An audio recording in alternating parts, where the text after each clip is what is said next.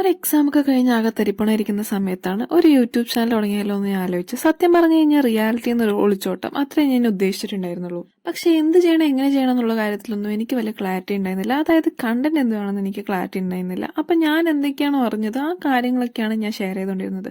പക്ഷെ എങ്ങനെയൊക്കെയാണ് ഞാൻ ക്രാഫ്റ്റിലേക്ക് എത്തിപ്പെട്ടത്.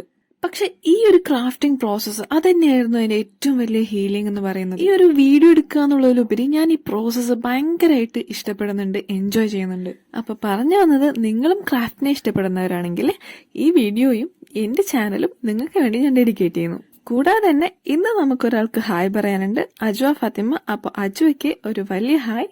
അപ്പൊ ഇന്നത്തെ നമ്മുടെ ക്രാഫ്റ്റ് ഒരു സാറ്റിൻ റിബൺ വെച്ചിട്ടുള്ള ഒരു ഈസി ക്രാഫ്റ്റ് ആണ് കേട്ടോ. അപ്പൊ സാറ്റിൻ റിബൺ നമ്മൾ സാധാരണ ബോ കെട്ടാനും ബാക്കി ഡെക്കറേഷൻ കാര്യങ്ങൾക്കല്ലേ യൂസ് ചെയ്യാറുള്ളൂ. അപ്പൊ ഇങ്ങനെ ഒന്ന് ചെയ്ത് നോക്കുക. വളരെ വെറൈറ്റി ആയിട്ടും ഭയങ്കര ക്യൂട്ടായിട്ടുള്ള ഒരു സാധനം കൂടിയാണ്. അപ്പൊ ഇതുപോലെ ചെയ്ത് കഴിഞ്ഞാൽ നമുക്ക് ബുക്സിൽ ഇത് പോയിന്റേഴ്സ് ആയിട്ടും അതുപോലെ തന്നെ ബുക്ക് മാർക്കായിട്ടൊക്കെ യൂസ് ചെയ്യാം. എങ്ങനെയുണ്ട് ഈ ഐഡിയ? ഇഷ്ടപ്പെട്ടിട്ടുണ്ടെങ്കിൽ ലൈക്ക് ചെയ്യാനും കമന്റ് ചെയ്യാനും സബ്സ്ക്രൈബ് ചെയ്യാനും മറക്കാതിരിക്കുക.